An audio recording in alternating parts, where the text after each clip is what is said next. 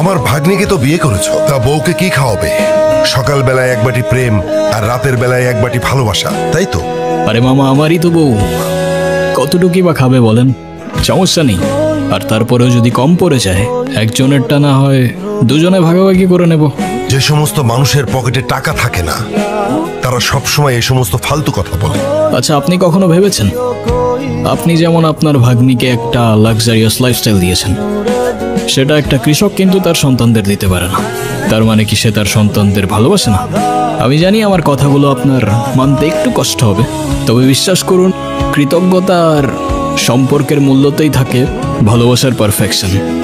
তবে আমি বিশ্বাস করি যে জীবনে টাকা দিয়ে সুখ কেনা যায় না, ঠিক। যদি না সেই সুখ তাকদিরে লেখা থাকে।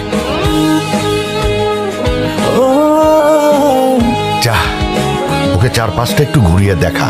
আপনিও